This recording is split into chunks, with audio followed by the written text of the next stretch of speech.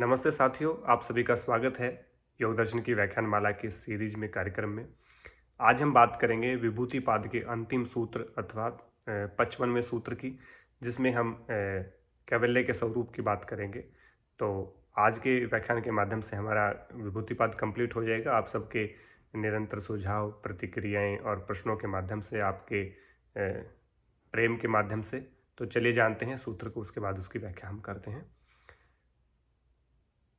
सत्व पुरुषयो शुद्धि साम्ये कैवल्यम इति, अर्थात सत्व अर्थात बुद्धि, पुरुषयो अर्थात पुरुष यानी कि जीवात्मा, शुद्धि यानी कि जब उनकी शुद्धि होती है, उनमें कोई दोष नहीं रहता, तब साम्य यानी कि एक समान अवस्था में, समान रूप से जब बुद्धि की और जीवात्मा की शुद्धि होती है, तो कैवल्यम इति यानी तब कैवल्य की यानी कि मुक्ति यानी कि मोक्ष की अवस्था कहलाती है। तो बुद्धि और पुरुष का की जब समान रूप से शुद्धि होती है, यानी कि बुद्धि और जो जीवात्मा है, वो दोनों का स्वरूप अलग अलग हम जब मानने लगते हैं, वो होता है। तो दोनों की एक समान रूप से शुद्धि जब होती है, तो उस अवस्था में कैवल्य की प्राप्ति होती है, यानी कि मुक्ति की प्राप्ति होती है।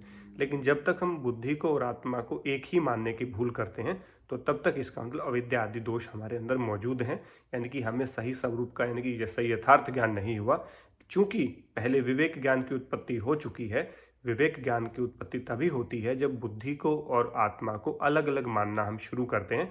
उस समय हम विवेक ज्ञान की उत्पत्ति हमारे अंदर होती है।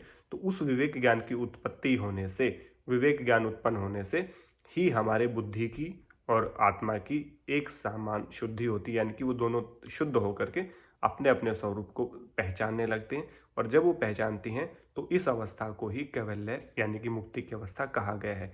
देखिए, जब तक बुद्धि में रज और तम की मात्रा बनी रहेगी, तब तक बुद्धि अपने स्वरूप को नहीं जान पाएगी। बुद्धि और आत्मा का जो भेद है, उसको व्यक्ति नहीं जान पाएगा।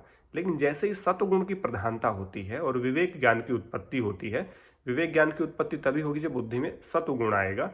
और क्योंकि बुद्धि का जो वास्तविक जो गुण है वो सत्व है, यानी कि उसमें जो पूरी उसका जो प्रकाश होता है, यानी कि उसकी जो पूरी क्वालिटी जो निकल के आती है, जो पूरी प्रतिभा जो होती है, वो सत्वगुण में आती है। रजोगुण में और तमोगुण में दबी रहती है उसकी प्रतिभा। तो जब सत्वगुण आता है, तो विवेक ज्ञान की उत्पत्ति भी तभी होती है। और विवेक ज्ञान की उत्पत्ति होने से और सत्वगुण की प्रधानता होने से बुद्धि की और आत्मा की शुद्धता यानी कि एक साथ शुद्धि होती है, जिससे कि वो अवस्था कैवल्य की अवस्था यानी कि मुक्ति की अवस्था कहलाती है। ये सूत्र में कहा गया है।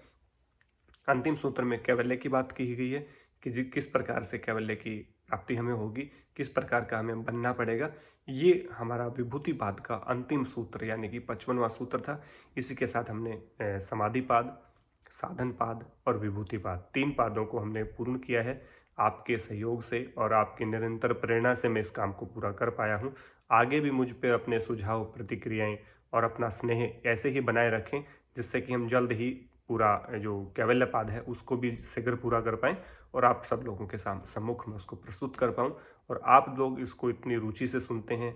यदि एक भी व्यक्ति, एक भी विद्यार्थी इन व्याख्यान को सुन करके अपना एग्ज़ाम की तैयारी करता है या अपने आप को व्यवहारिक रूप से इनको अपनाने का प्रयास करता है, तो मेरा ये वीडियो बनाने का, मेरा ये यूट्यूब चैनल बनाने का जो प्रयास है वो पूर्ण हुआ मैं समझता हूँ। मुझे नहीं है कि मेरे 10,000 या 1 लाख या 2 लाख या 20 लाख कोई सब्सक्राइबर बढ़े, मुझे बिल्कुल इच्छा नहीं है। जितने बढ़ें उसमें जितने भी सब्सक्राइबर हों, जितने भी सुनने वाले हों, केवल एक व्यक्ति, एक विद्यार्थी भी यदि इस बात को फॉलो करता है, पालन करता है, तो मेरा ये जो प्रयास है, मेरा जो ये प्रयास मैं कर रहा हूँ, वो सफल हो जाएगा। क्योंकि मुझे तो कोई परीक्षा नहीं देनी, ना मुझे कोई कहीं पे एग्ज़ाम को कंडक्ट करना है या मुझे वो ज़रूरत है। लेकिन मैं आप सब विद्यार्थियों के लिए इसलिए व्याख्यान लेकर के आता हूँ, ताकि जो कठिनाई मुझे महसूस हुई एमए में, पीएचडी में या और अन्य एग्ज़ामों में, आपको वो डिफ़िकल्टी फ़ील ना हो। आपके सुझाव और मेरे सुझाव, मेरे अनुभव, आपके अनुभव, आपकी प्रतिक्रिया, मेरी प्रतिक्रिया, सब मिल कर के हम इस काम को आसान बनाने का प्रयास करते हैं, ताकि आपको आसानियाँ हों, आसानियत आपको प्राप्त हो। इसी लिए, इसी उद्देश्य से मैंने यूट्यूब चैनल को बनाया। इसी से हम यूट्यूब पे या फिर लाइव होते हैं या फिर फेसबुक पे लाइव होते हैं। वो सारा इसी कारण है कि कोई ना कोई व्यक्ति जो जानना चाहता है, दूर है, दराज के क्षेत्रों में है, मुझसे नहीं मिल सकता या हम एक दूसरे से नहीं मिल सकते, तो इस इलेक्ट्रॉनिक माध्यम के साथ, मीडियम के साथ हम उसको बात को पूरा कर पाएँ और आपका जो डाउट्स हैं वो क्लियर हो पाएँ। इसी उद्देश्य की पूर्ति के लिए मैं निरंतर लगा रहता हूँ और आपके सुझाव और प्रतिक्रिया मुझे नया उत्साह देते हैं, उमंग देते हैं, जिससे मैं इसको बिना रुके बिना थके कर पाता हूँ।